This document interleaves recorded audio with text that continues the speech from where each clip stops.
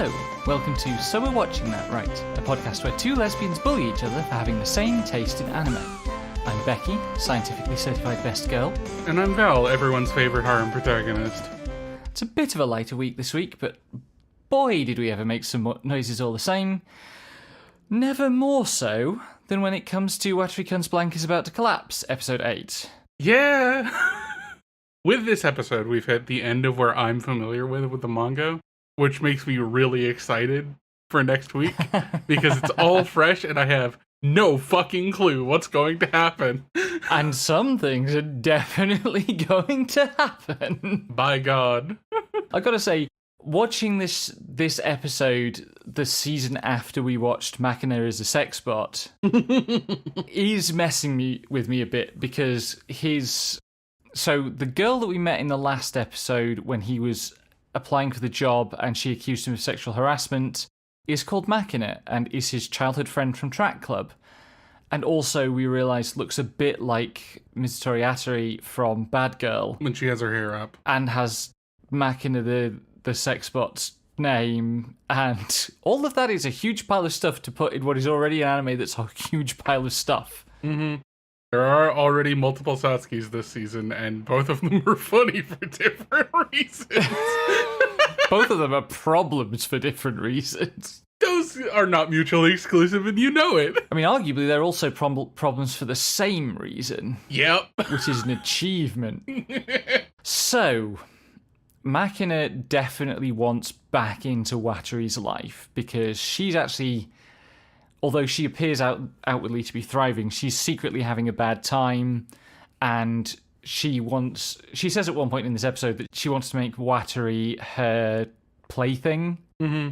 So, among other things, she gets him to buy a smartphone, and she's trying to be the first person that adds to his contacts, but he fully, hard counters her and calls Hikaru first. Yeah, he is not having any of this nonsense. He's just like, oh, I have my girlfriend's phone number because I'm dating someone, and I'm going to put that in first and call her to be like, I wanted to talk to you first, and she makes a normal amount of noises about that. Which I did too, to be fair. It's good. Also, when Yukari is worrying about Machina and the place Machina is taking up in Watari's life, Watari tells her that Machina is like a little sister, which is sister zoning someone in this kind of anime is usually not terribly strong armor, but when it is Watari, he could not have consigned her to oblivion more thoroughly. And she's not gonna give up. That's the funniest bit. Yeah. We have 4 episodes left, and she's part of the opening. Yep. Girl has been sent to hell. And she really has. I think she makes a really good, foil to Satsuki. Mm-hmm. Because in a sense, they're the same archetype, but Machina's interest in Watari is so much shallower. Yeah. And, whatever Satsuki's deal is clearly comes from a place of deep, deep pain. And meanwhile, Machina is trying to be a deep, deep pain. Yep. And Yukari's trying to get Watari to be a deep, deep... No, that's a bad joke. Jesus! Hi, everyone!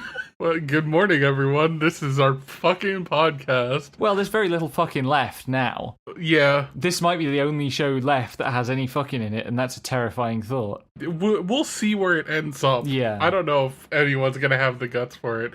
I was gonna say, Machina feels like that annoying Kohai role, but in this show, where Satsuki already kind of fills that role in a different vein, this just goes for actively malicious little girl who is bothering him. Yes. And he's dealt with younger people enough that he's just like, what are you doing? Do your fucking work. Yeah. I'm busy at work. And then Machina also tells all her classmates at school, and I choose the word classmates very carefully because it's clear that she hasn't made many friends at her new fancy school. She tells all her classmates that she's going to the fireworks with her boyfriend, so that she can guilt Watari into taking her to the fireworks. And he says, well, I can't do that because I have a girlfriend. But I have this mate, Tokui, who's more handsome than I am. He could probably go as your fake boyfriend. Which, I mean, that is so funny to me in so many ways. Because Tokui absolutely could do it. And probably would do it if you asked him nicely in the right way. But Makina is not going to do that. Makina is not going to do that. If it happens, it's going to be because she keeps bothering Watari, and Watari's like, please, dude, she won't leave me alone. I have a date with my girlfriend at the same time. Yeah. Help. If he does, it's not clear whether he... It's not clear whether he cares enough to do that. Yeah. Anyway, a whole thing in this is Watari gets concerned that Satsuki... So he got a job where Satsuki has been working, and Satsuki said, oh, I got a different job somewhere else that pays better. And then Makina, in an attempt to cause trouble, points out to Watari that Satsuki is going down, the shady alley in town where all the love hotels and stuff are, and, maid cafes. Mm-hmm. So Watari gets really worried and checks up on Satsuki. And she, for a drawn-out sequence, she pretends that, yes, she was in fact working as, an erotic leg massager, and uses that as an excuse to kind of climb all over him. It leads to a really intense... in the manga, what was a really intense double-page spread of her gripping his thigh with both her hands and leaning in just hey, you need to tell me, what's the line we can't cross as childhood friends? Yeah. Which is, God. She's such a menace. She really in a way is. that I rarely, if it was any worse, if she was any worse, she would be an actual, problem. Mm-hmm. But she is just, really treading that line. Yes. Putting Makina to shame. Mm-hmm. And then also in the midst of all this, at one point, Watari walks Yukari home, and she says, I'd like you to come round to my house someday. And there was a 2-second moment where I was like, oh, they're so cute. They're so cute together amid all the chaos. And then I remembered what happened last episode. And she starts explaining about how how her family won't be there and all this stuff. And it's I'm so scared. Yeah. I'm so scared for poor Watari. Oh. He will probably be fine. She probably doesn't bite. I don't know what evidence you could possibly consider yourself to have for that claim. Purple intuition.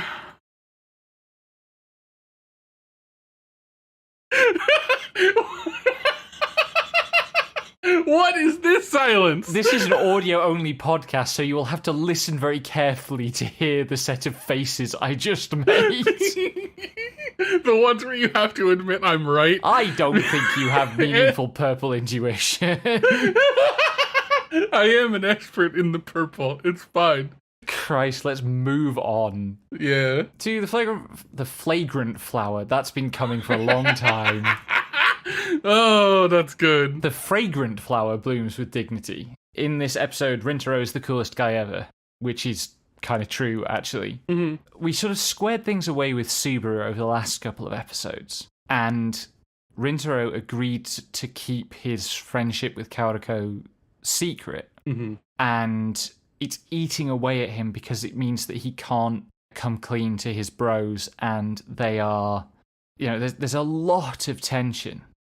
And then he asks to meet with Subaru and Kaoriko for some purpose we know not what, and the bros spot him with them and follow him and sit the other side of a partition in a cafe so they can hear but not be seen. And Rintaro is explaining that the bros mean a lot to him and he really cares about them and he doesn't like keeping secrets from them.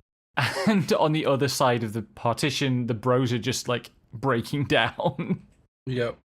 I remembered the scene being in this chapter of the manga being really good because, with best friend characters in these stories, it's always a little bit worrying whether they're going to be, supportive, because often there will be times where they use the friends, being opposed to the relationship or, not being comfortable with it for some reason as, a a dramatic arc.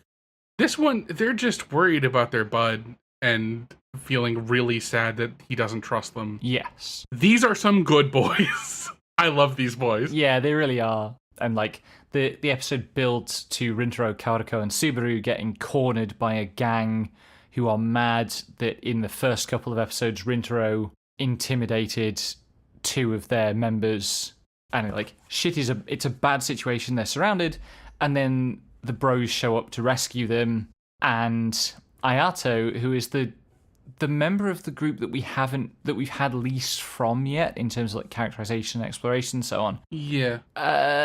I don't know what the deal is there because it didn't happen on screen, but then all the gangster types were just beaten to a pulp. Yeah. Somehow. So the thing about Ayato is that he's thus far been like portrayed as the softest and most mild-mannered. Mm-hmm. But they insulted Rintaro, so he snaps and single-handedly beats the shit out of all of these people. Yes. And then goes, hey, I hope you get home safe, and I hope you don't tell anyone about this, because you know what will happen if you do. Yeah. And they're just like, yep. Face plants back into the concrete. Mm-hmm. I'm just gonna lay here until they leave. Yeah. And then it gets to the baseball tournament at Sports Day, which, like, there was all this fuss about Rintaro and Catboy Bro, like, needing to improve their marks in the exams in order to be allowed to participate in Sports Day, and they did, and so now they're participating in Sports Day, but Rintaro is still struggling to focus and playing really badly because he doesn't know that the bros overheard him until Saku approaches him before like the climactic match and apologizes for everything. All three of them are like, hey bud, what are you doing letting us down out there? And then Shohei lets it slip that they followed him and then bails with Ayato to leave Saku like stranded and needing to apologize and resolve things. Yeah, and they go back to check on him, and it's so like the high school romance bit of, you know, all the girls bringing their friend to talk to a guy and then skedaddling, or setting up like a hangout and then whoops, it turns out I'm busy. Actually, you two go ahead. It rules. Yeah, love them. And it ends in a really good place, which, given that this is only episode 7, means terrible things are about to happen. I'm assuming that teachers are going to start being involved to a greater degree, because we've had rumbling forebodings about the teachers. I don't think immediately. That might come up before the end of the season, but we're going to get some more time where there's a moment of peace before we get to that, at least. Oh, like spoilers-ish. We're going to get a section where they all go to Rintaro's house, because he hasn't told them that he works and his mom runs a patisserie. Right. But they all go over to his house for the first time. God, don't let those boys near a fancy bakery. No, they're going to have a good time. Oh, I'm sure they're going to have a good time. I'm just a bit worried about the mess they're going to make. They can behave. But yeah, I don't remember if that's before or after the eventual aquarium date that I recall from the manga. Which you've been talking about every time that we've talked about. It's really cute, okay? It always is. Of course it is. Ours was cute too. It's true. It's true. Anyway, speaking of cute too, The Summer Hikaru Died, episode 8, opens on Yoshiki Googling how to get a bloodstain out of a shirt. Because Hikaru, or the not Hikaru creature, might be immune to the effects of being stabbed, but that doesn't mean he didn't bleed all over his shirt. Yeah. This was much more of like a horror episode. Yeah. And it had some cool moments. So, you know, we noticed in an earlier episode that the map of the village appeared to be a body. We got the confirmation of that. We met the daughter of the old woman that got murdered, probably by not Hikaru, in the first or second episode. Mm-hmm. There was a really... So, content warning, brief discussion of a fictional suicide. At one point, Yoshiki's in class and he looks out of the window and he sees a creepy figure standing there and thinks he's hallucinating, and then other people in the class see, and then the creepy figure stabs himself in the throat while appearing to look directly at Yoshiki. Mm-hmm. So that was decently creepy. The paranormal investigator character has finally crossed paths with Yoshiki, and the angry hamster he carries around alerted him that something's going on. Yeah. There's this also... Icky B48 keeps showing up, just the one fucking song. And it showed up again this episode when they were having a really weird, happy moment where he got to play with a hamster. Oh, yeah, that was weird. Yeah, in the middle of two people you know should not be meeting, having a fucking stare down, hard cut to, like, slice of life ass, wow, look at this cute hamster. That was one of those moments. Well, AKB48 is plastic. That was one of those moments. You remember when I said that it was kind of weird and unsettling to me that they'd had the line about the school festival being cancelled the previous year? Mm-hmm. This was like that, and again, it was more unsettling than any of the actual horror stuff. Yeah. It was like, what?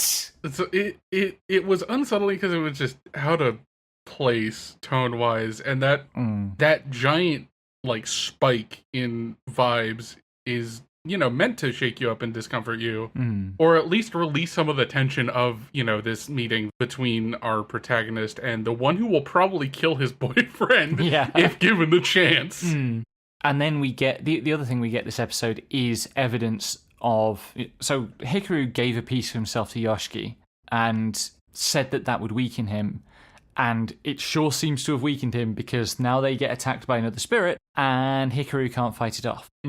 So God knows what's going to help them out of the jam they're in at the end of this episode. I mean, they got out of the jam because of the housewife who was asking Yoshiki about stuff. Yeah. That's where the episode ended. That's right, the housewife showed up again. But I guess being in a jam at the end of the episode is a reasonable segue into Secrets of the Silent Witch, episode 8. Yeah, sure is.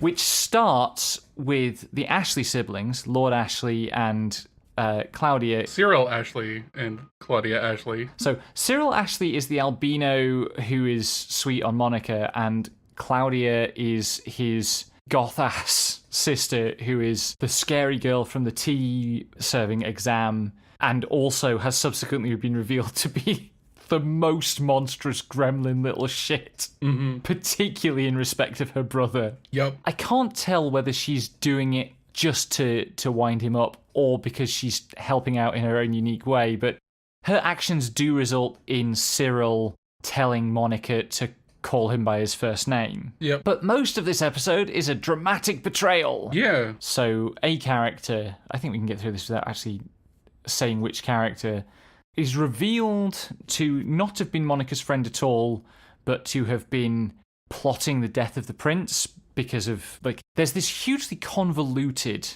wider politics situation, like fantasy world politics, where this prince guy is going to be used as a cat's paw for one militaristic faction of nobles. So there are lots of reasons for various people to be opposed to him being the first prince or whatever.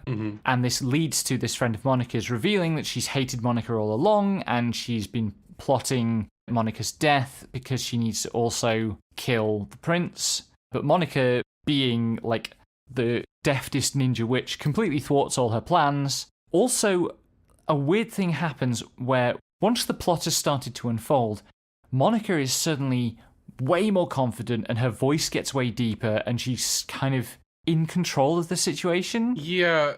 The thing with Monica is that, like, she's in different, like, comfort spaces. At school, she's definitely like, I don't want to talk to people, but when it comes to doing magic and solving magic problems, this is her entire fucking thing. Yeah. Like, she got into the same state she gets into when she has an excuse to ramble about math, but she was doing all of that stuff in her head to process, like, what she needs to do to deal with this magic threat. Yeah, I guess it's the same state. It feels very different because every time she goes into one of those math rants, it's played for laughs, and this very much wasn't. I think that's what's throwing me. Yeah, I get that, though. Like, the stakes are different. Yeah. She went from, I guess it's not the exact same, she went from, like, her normal anxious mess to math ramble mode is one thing, but going from that to, I need to do something as one of the seven sages, professional facade kicked in. Yes. Or the stakes at least focused her a bit, which is good. And then she ended up doing a whole bunch of undeniably Silent Witch stuff. Including claiming to be the Silent Witch of the Seven Sages. Yes. Openly in front of this girl who had been her friend, because she clearly hasn't fully taken on board the scope of the betrayal yet. And also, the problem is so urgent that she doesn't have a choice. She has to do the drastic stuff. Mm-hmm. But I don't know how she's going to get out of this one. Well, there's only one witness, and we don't know whether they'll survive. So That's true. especially when Louis the Barrier Sage shows up at the end and goes, "So what the fuck were you doing to my barrier, you little shit?" Saving everyone by attacking the school. Yeah, that one of the things she does, because she needs to find where the barrier spell is contained, she attacks the school with magic from outside of the barrier. Yes. Which is really good thinking, also very funny. Also, it's not like a subtle attack. She's like fully magic airstrike. Yeah, it's like, oh yeah, I'm just gonna cast like meteor at the school real quick, or flare. Like, okay, drain swords on this fucking school. Nobody noticed, I guess. Nobody noticed enough to link it to her, anyway. Mm-hmm. Okay, let's talk about dealing with Mikadono's Sisters as a Breeze, episode 8, which opens on Kazuki and Miwa putting on pink frilly aprons like the one that Yu wears when he's cooking. Mm-hmm. And if you have forgotten what the previous episode was about, this is just a wild way for the episode to open. Speaking from experience, huh? This one I think I did remember, but it still felt pretty wild. Yeah, it was a really good episode though. Like, it was so good. Definitely, like, this is the stuff I love to see in anime and rom-coms, because it wasn't like the main character suddenly makes the girl overcome something. It's just giving her little nudges and she comes to a realization about herself and uses that realization to overcome a problem. Yeah, so the big theme here is Nico, the martial arts sister, has this senpai who is trying to get her to leave her current school and go to boarding school with him and join his karate club. Mm-hmm. And she doesn't want to do that because she's realizing that her family is becoming more, and like you are becoming more important to her than being the best in the world at karate and living up to her evil father's expectations and so on. Mm-hmm. But she can't beat him in a fight. She can't beat the senpai in a fight because he's too good. And he takes that as evidence that she is not being stretched enough by her current environment and needs better training. And what runs through the episode is that what Nico actually needs is to allow herself to be feminine sometimes and not define herself entirely in terms of physical and martial strength, which the kind of adults and mentor figures in her life have always pushed her to ignore that stuff. And the reason that the senpai can always beat her is because she's very by the book when she fights. And then after all the emotional stuff has kind of worked and Yu has done his magic to give her the space to accept herself, like you said, it's not really he fixes the problem. It's that he gives her sufficient unconditional support that she's able to fix the problem for herself without worrying that she's going to lose his support.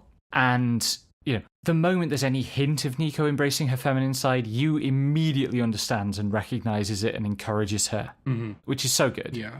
So I've put it this way. I have commented on how all three of the girls are different flavors of butch, and I enjoy that.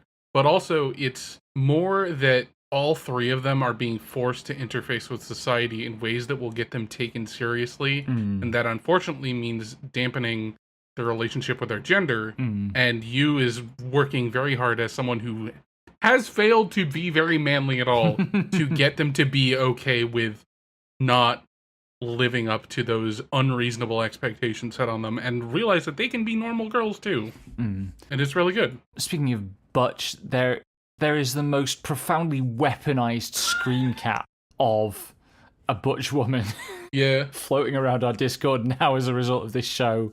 Neither of us are okay. Yeah, I'm weak to purple and Becky's weak to I won't say the eternal joke, but like, we're both weak to butches. There is a shot of Kazuki in her outfit for the production she's putting on, and it pans up and she is worried and hemming and hawing before her, role about what's going to happen. And goddamn, she thought unreasonably. Yep. We are under a fucking attack.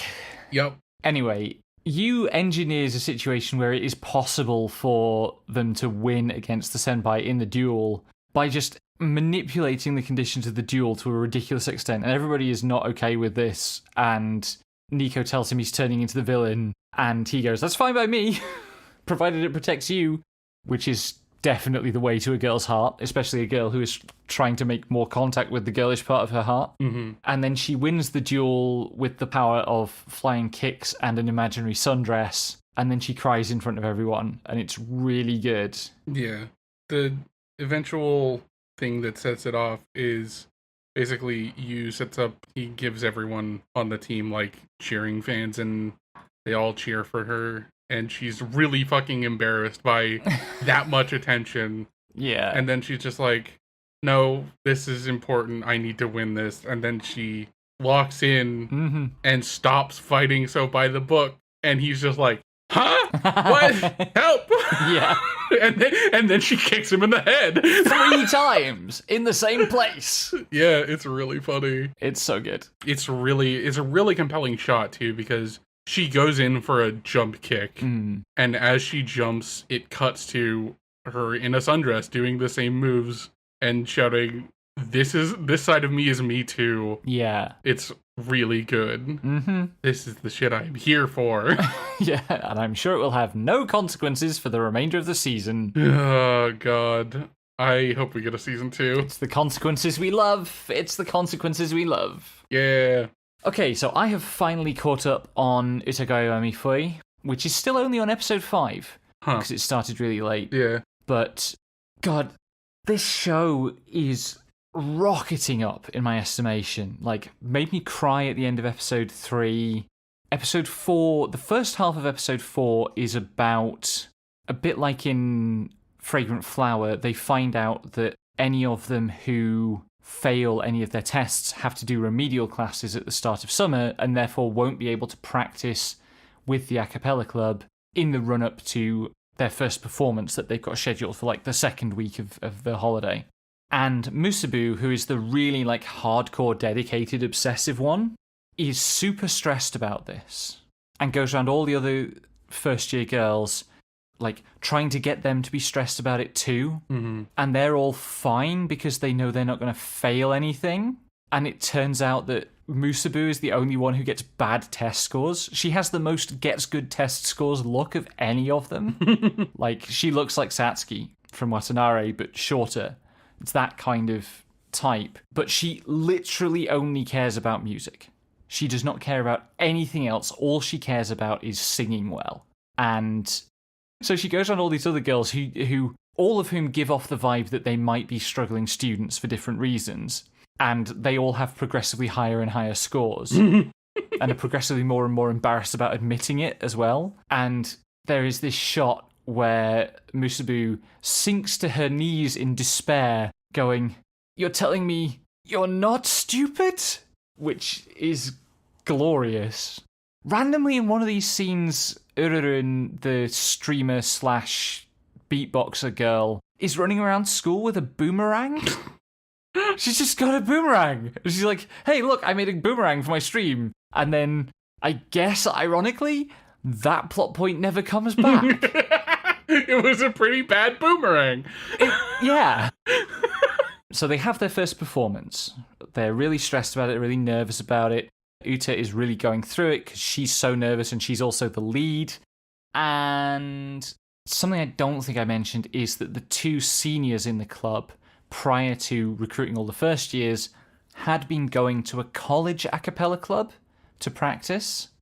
Because one of them knew someone had an older sibling or something at the college. And the college girls show up to the performance and sneak in. It's supposed to be school pupils only, but they get in somehow.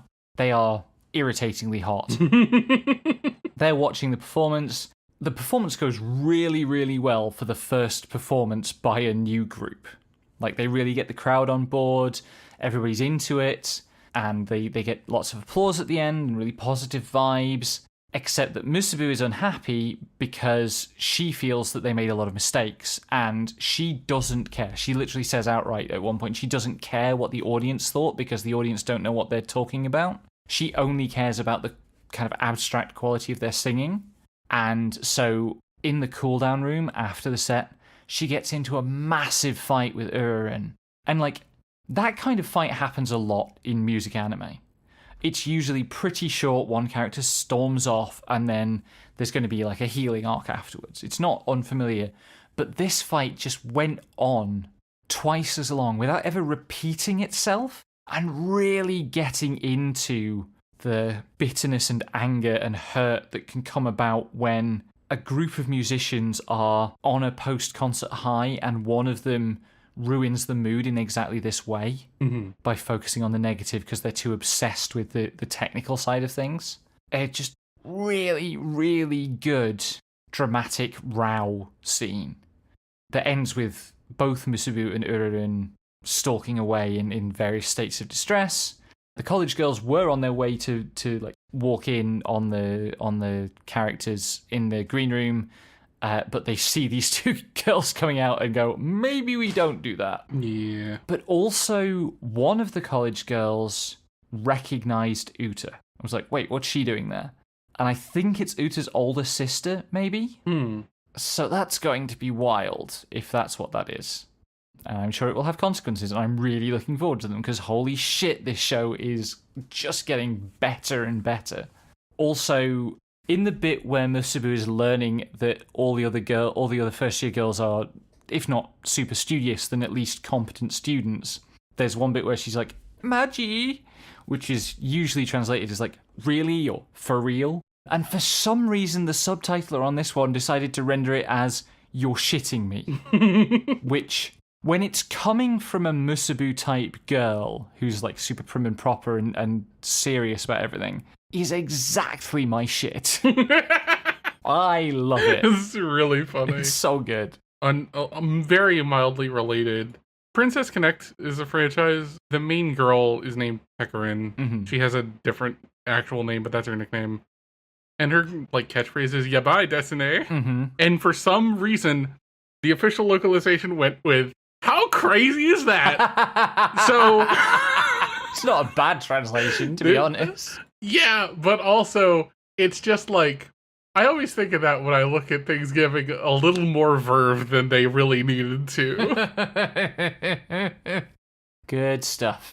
Speaking of good stuff, episode 8 of My Dress Up Darling, because this show didn't have enough genders, starts with this business of Gojo wanting to get into prop making for cosplay, and he's arranged to meet someone at this event, and he thinks he's meeting a guy, and the guy turns out to be a girl who thought she was meeting a girl, because something that we've not picked up on before, and I don't know what the story is here, like why this is happening, but it seems like lots of people have been seeing Gojo's name, Wakana, and assuming he's a girl? Yeah, so, quote, Wikipedia, Wakana is a feminine Japanese given name. Right, okay.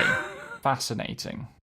I guess gender doesn't matter and everyone can use the first person pronouns they want. Yeah. Actual quote from this episode. Yeah, looking at notable people with the name include a lot of women. No men, I think. So that's absolutely fascinating as a thing that has been true this whole series that just hasn't shown up in the localization at all. Yeah, it's like one of those things where, like, I don't know that they could have represented that terribly clearly without going out of their way for it.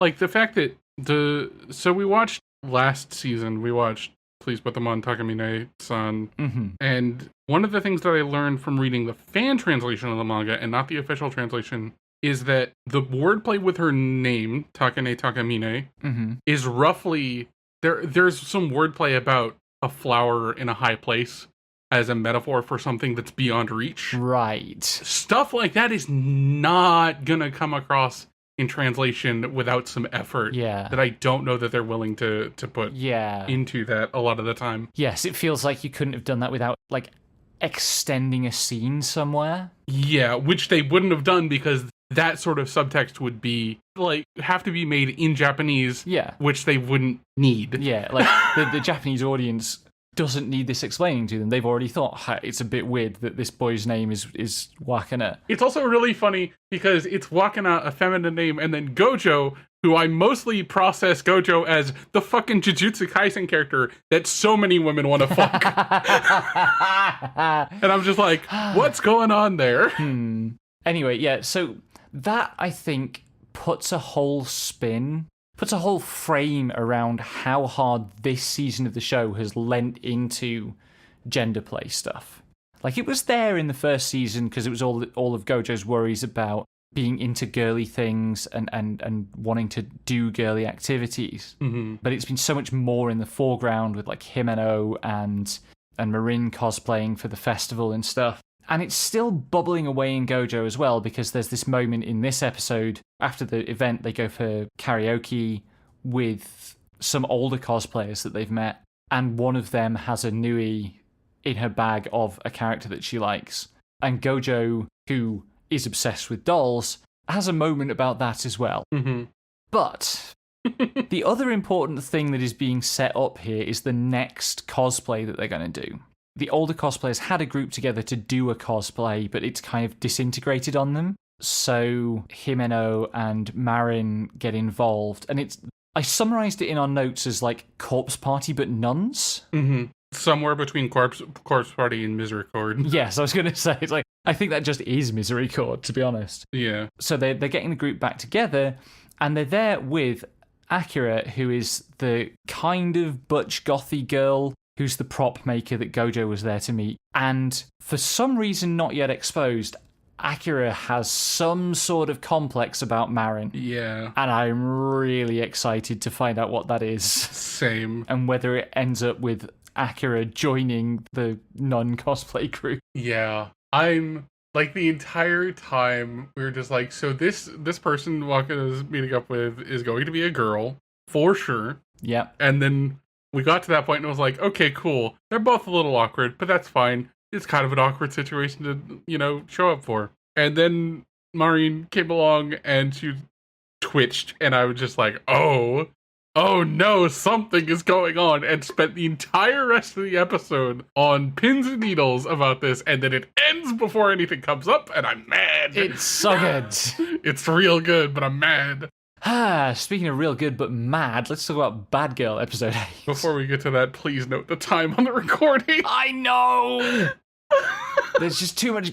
Yeah. We haven't watched that much anime this week because I was away again for a few days. But by God, every show has been firing on all fucking cylinders. Yeah, it's definitely like, oh no, this is a really good week for anime. This is going to be so much work to talk about. And edit. I'm sorry. Okay, Bad Girl episode 8. So this is starting to close the circle because we have Mizutori getting more and more fixated on Suzu because Suzu doesn't like her because of how much Yu is fixated on Mizutori, and Mizutori is not used to being disliked. And Ki, Mizutori's classmate, doesn't have any ulterior motives, but is for sure is revealed in this episode to secretly be a character from the Ayn Rand novel The Fountainhead. She has a line that is something along the lines of, "True luxury is when you waste something beautiful so badly that you forget it was ever good." And there is almost exactly one of the major characters in The Fountainhead has this thing of like hiring really talented people and then forcing them to make slop. God. Because it's like revenge on them for the fact that he never lived up to his own talents or something. God. It's wild, but like we start to get to see more of Suzu's bitterness about Yu's fixation on Mizutori, because Yu asks Suzu to help her practice asking Mizutori out, so poor Suzu has to stand there and be asked out by Yu, which is exactly what she wants, except that it's practice for Mizutori. Yeah. Except that Suzu also can't let Yu down, and so helps her ask Mizutori out anyway. And then this is the greatest nonsense plot contrivance for a teen rom-com. It's a trip that is supposed to be about juniors getting to know people in the senior years better at the school. And so Yu pairs up with Mizutori for it. It's such a good contrivance. And then they get stranded at the rest stop because they're both idiots. Ostensibly, there may be something more at play. We're not 100% sure yet, because this... Mr. Tori might have deliberately engineered her and you getting stuck at the rest stop. Yeah. Which is going to raise all sorts of interesting questions about who Suzu is paired up with on the trip. God. It's going to be key. Oh, it's going to be key. Mathematically, it kind of has to be key. And, that's going to be so good. Yeah, like, Suzu, I love her and she deserves better, but also it is fun to watch her squirm. Yes. Having been on the other side of that, I suffer daily. Speaking of suffering. Well, I mean, this episode of There's No Freaking Way I'll Be Your Lover Unless kind of resolved a bunch of suffering, even if it did so by psychological warfare mediated by PUBG. Yeah. Speaking of suffering, let's combine. So, this episode starts with a really good reminder about how Reneko, for all the bullshit that this show has going on, Reneko is still fundamentally a shut-in who is having friends for the first time, like Sawako and Kimi ni Todoke, like Tabata in April Showers, like many protagonists that we've loved. She's still that, and she spends her every spare waking moment with one or more of these girls and doesn't think they're her friends yet. Yeah. Like, she's got Satsuki sleeping in her room and they're having a heart-to-heart, and she's like, hopefully one day I'll get to be your friend. It's like, bitch, what more do you want than this? She needs to hear it. She's She's mildly autistic. She needs to hear it. Yeah. Anyway, most of this episode is about this very, very silly three-way death match that Mai, Satsuki, and Reneko are going to have to decide whether Reneko marries Satsuki or Mai, or Satsuki and Mai have to make up. And almost the entirety of it is just psychological warfare of them distracting each other with various schemes, and then each in turn losing because they get overconfident and start bragging. In the middle of it, Satsuki gets overwhelmed and goes to the bathroom to like cool off or whatever, and Reneko goes after her and gives her a pep talk, and then falls through the bathroom door into her arms, and Satsuki won't let her go and kisses her, and then uses that to distract Mai. Anyway, it all works out because Reneko wins, so everybody has to stay friends. And then they go to a cafe, and Satsuki refers to Reneko as her friend, and she starts blubbing. Yep. In front of everyone. It's just the best part. Yeah. She's just openly like, oh, we're friends. Ah. Yeah. And meanwhile, Satsuki is also being forced to confront the fact that she actually has friends. And she really has to be forced to confront the fact. Yeah. It's so good. What happened in bowling hell this week, Becky? Well, the first thing that happened was that Sayuri gave the other characters the same summary of the last episode that I gave you on our last episode. Christ. And they all had exactly the same experience of, what the fuck are you talking about? How did any of that happen? Yeah. But we are now into the final kind of side characters plot episode, who is Nanase, who is the nerd, who is the one who knows all the stuff about time travel tropes. Literally goes around wearing a lab coat, has big, like, bottle-bottom glasses, and she has purple hair, which means that...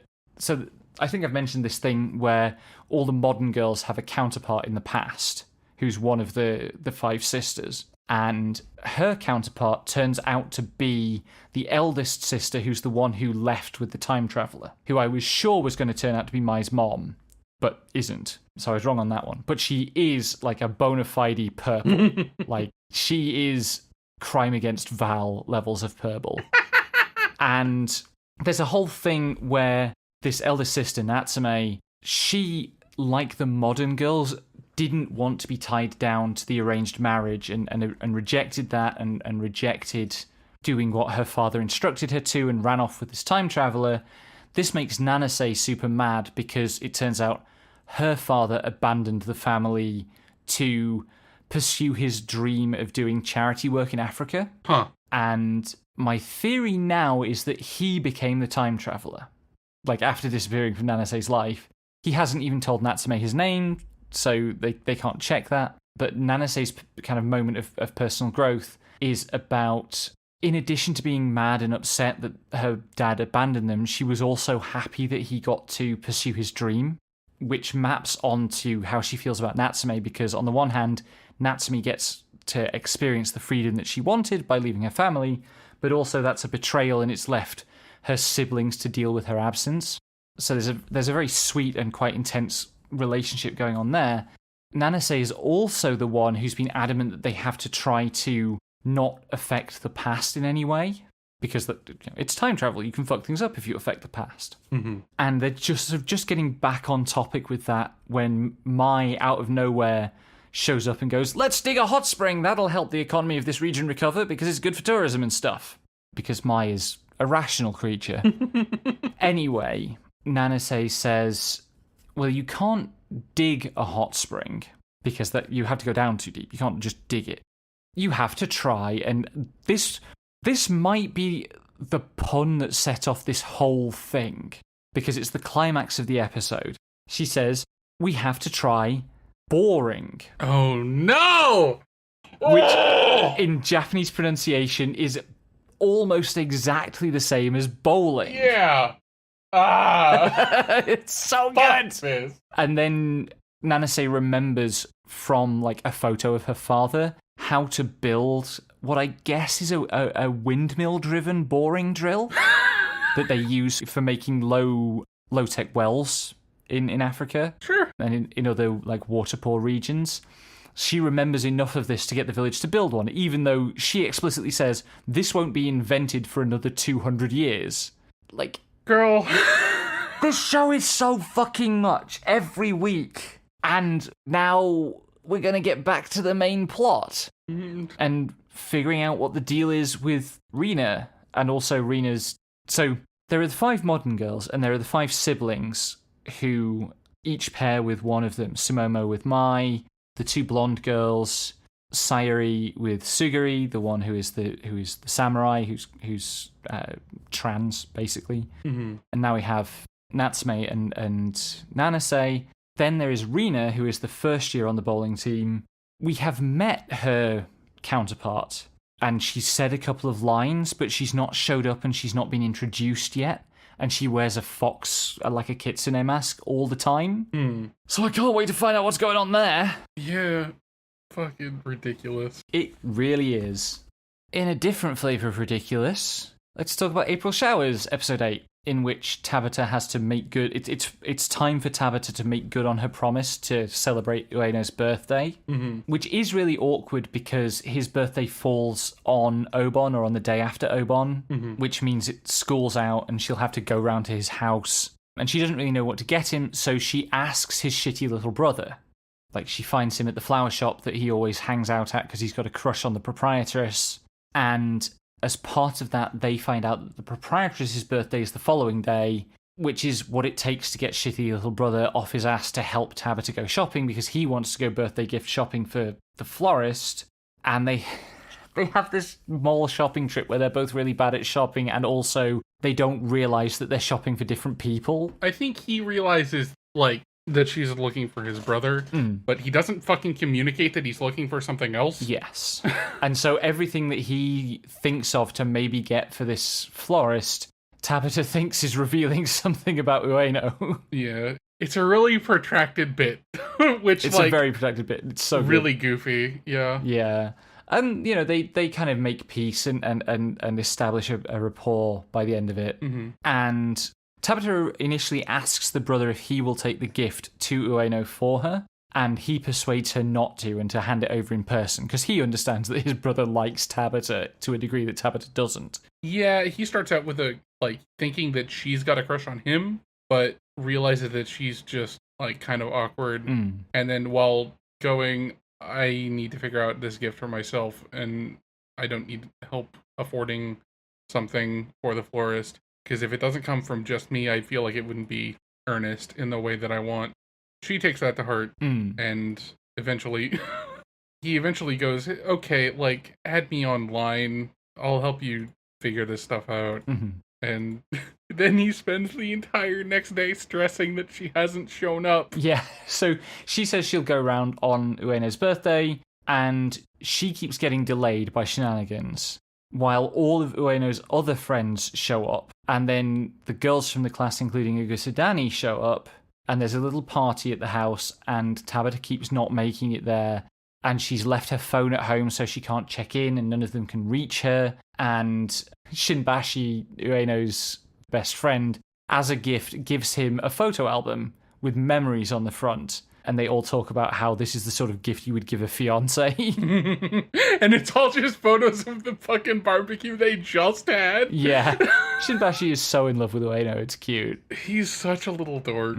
Anyway, in the end, Tabata does get to meet up with Ueno and hand over the gift, and they exchange line contact information, and it's fine. Yeah. But man, was this a just slow heaping up of nonsense. Yeah, it definitely felt like the back half of this is probably one very long and excruciating chapter of the manga. Also, a thing that happens is, like, he is, like, kind of generally happy with the gifts he's gotten from all of his other friends, but he finally gets to meet up with Tabata, and he's just, like, really overjoyed. Yeah. And he smiles in a way that makes Tabata go, does he usually smile that big? Yeah. Damn. And she gets a little blushy, and it's good. Yes. Okay, With You in the Rain, episode 8. We can't talk about the show the same way we talk about other shows, because it's just all vignettes. Yeah. And lots of them are great, but there's no connective tissue, it feels like. Yeah. It's just like, this is a cute little gag, this is a cute little moment. Yeah. There's an amazing moment in this episode where the Tanuki has collected 2 duck feathers. They've been in the park watching the ducks, and he collects these 2 fallen feathers, and then there's a shot of him holding a feather in each hand and flapping his arms as if trying to fly.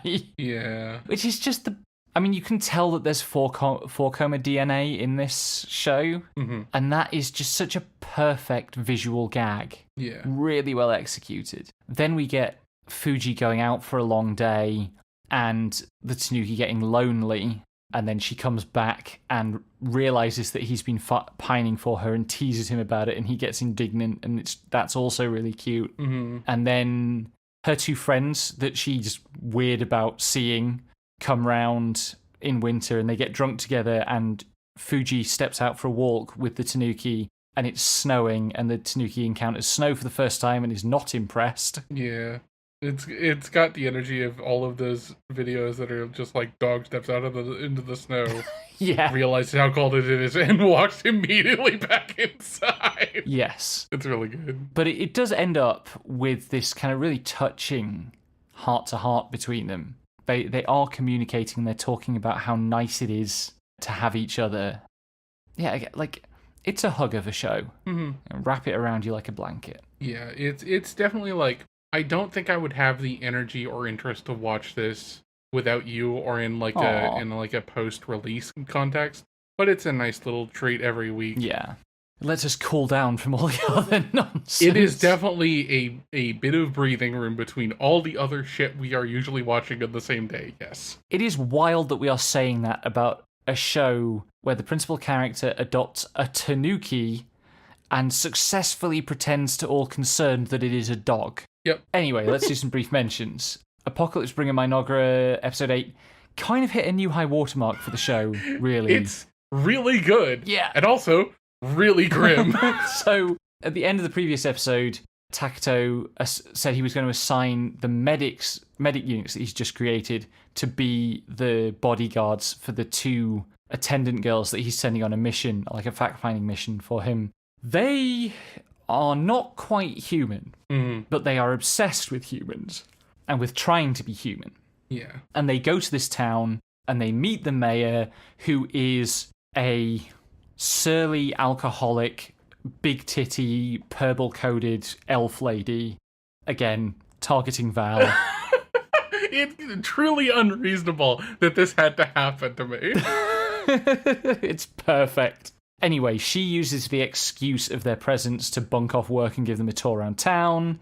There is a whole plot where an evil local businessman tries to get the Mynoghrans involved in a scheme to grow basically opium poppies. Yep. Which they reject, and then he starts to threaten them and is menacing them with his goons.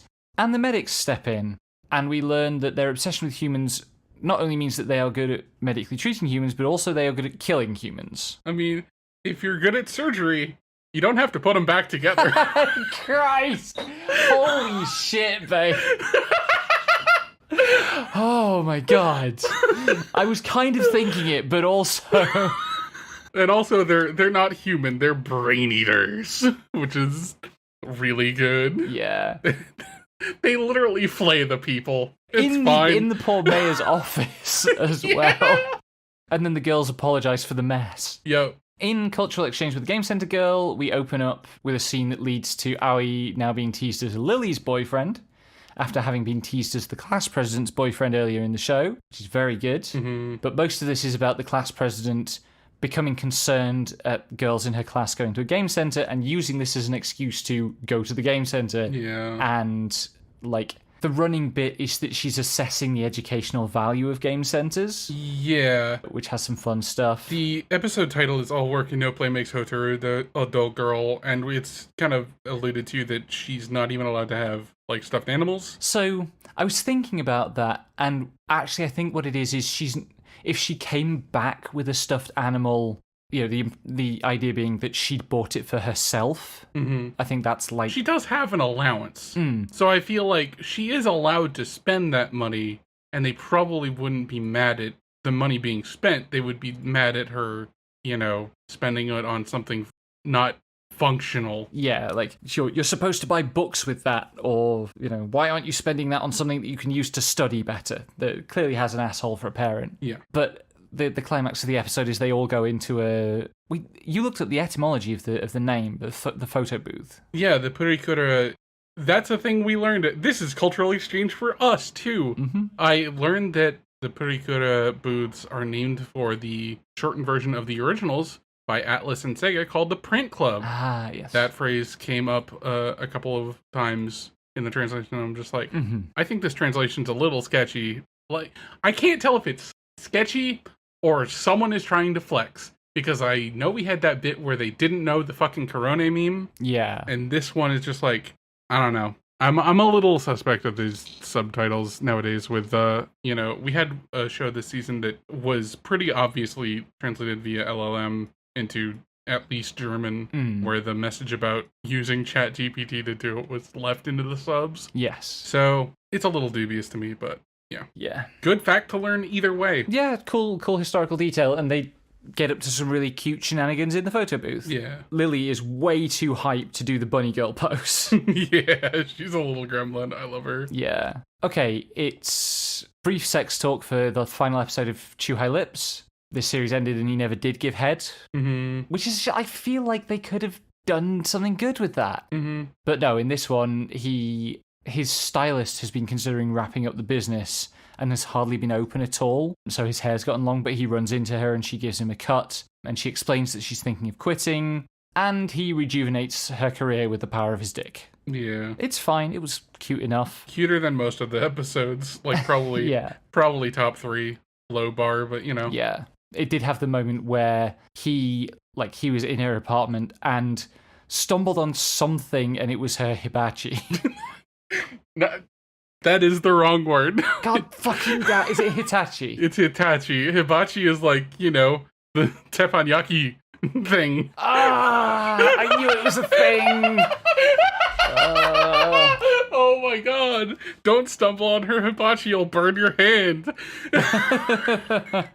God knows what a woman in that show would do if he burnt his hand on something. Oh my god. Final brief mention, Detectives These Days Are Crazy, episode 8. There's a plot about somebody who is releasing viral videos that brainwash people, and one of these turns Mashiro into like a feral dog-cat creature, and she runs around causing havoc and biting people. And this episode has so many creepy old dudes going around in their underwear. Yep. And that's just a thing in this town and in this show, is that there's this group of creepy old dudes going around in their underwear and being weirdos and getting arrested for it when other people also need to be arrested. Yeah. This is reminding me of there's like a group of characters in Yakuza who tell you where to find the pinup cards that are also just weird perverts that are just hanging around in alleys. Okay, let's talk briefly about some older shows that we've been watching. We didn't get to much of this stuff this week, but we did watch the next 3 episodes of Erased, which God, this show is harrowing. Mm-hmm. So we saw the end of his trip into the past, which is, so he's in this really cute elementary school romance that falls within the bubble of this awful story about child abuse. And it's, it's very, very effective and it's very powerful. And I kept forgetting that I wasn't watching a romance show and then being reminded. And, it's rough. Mm-hmm. And there are some very funny moments. Like there's a recurring bit of Satoru, because he's kind of stretched across times and contexts, he can't keep his mouth shut. And he keeps saying things which are pretty suave things to say at given moments that he meant only to think, which is fun. I always like, there's always a balance with characters who do let those things slip out to like find appropriate times for the writer to go, no, they should say this out loud on accident because it would be funny, dramatic, spark a moment. But yeah, it's rarely done so deftly as him going, fuck, I said that out loud. Again. And now everyone in the classroom is looking at me. But yeah, like he ends up coming across as a really bold, confident kid and wooing this girl and like really, really being able to bond with her. And it's super cute. And then the horror closes back in and Satoru finds himself back in his own time where he is on the run because he's been framed for murdering his mother. And that means that we get a lot more of the girl at his work who has taken an interest in him of some sort. I don't think it's necessarily supposed to be romantic, but like she's attached to him. And she is an absolute champ. Like there's a scene where his manager is about to turn him in and she grabs his phone and smashes it and then breaks his nose and flattens him. It's really good. But it's becoming clear that there's a much bigger conspiracy going on and that there is a person going around preying on children and then framing local ne'er-do-wells for it. And he's trying to... Satoru's mother, who used to be a journalist, has stumbled on some stuff, so he had to get rid of her. And he has to get rid of Satoru as well, because Satoru is kind of on the trail of it. And where we left off was Satoru spotting this guy for the first time. As he's being arrested. As he's in the middle of being arrested, yes. Meanwhile, the fact that the girl from his work is called Katagiri is messing with me because that's one of the principal characters in a web novel that I'm working on that hopefully will be launching later this year. Yeah, the one I'm partly responsible for. Also an important part of the story of the genesis of this show. Anyway, the other show we watched this week is we watched the first 3 episodes of Ascendance of a Bookworm, which we've been talking about watching for a long time. We're in Isekai land. This bookish, nerdy woman has been reincarnated. She is a tiny child. She's, 5? Yep, something like that? She is 5, and she's also got some sort of chronic illness that makes her even more frail than what a normal 5-year-old girl would be. Yes. And she's desperate for books, and she's in a setting where most people are illiterate and books are extremely expensive, and so she is trying to figure out ways to get books because she needs books to live. So she's trying to cope with life in this kind of medieval setting. So far she has invented shampoo, pancakes and crochet, and she tried to invent papyrus, but it takes way too long. But clearly she was really kind of crafty in her past life. Like she talks about her mother showing her how to make homemade shampoo that's good. And, these episodes are only laying the foundation, but it is very, very clear that this girl is going to upset the status quo in a variety of ways. Yeah, it's not to lay too much on the table right away, but it's really, really funny how often later it will come to, I'm going to do this thing because I want this thing to exist and I don't care about making any profit off of it. And a bunch of people have to go, hey, no, we can't just let this go free. You need to charge money for it or something, or it's going to cause a lot of problems. And she's just like, I'm 5 and what is this? I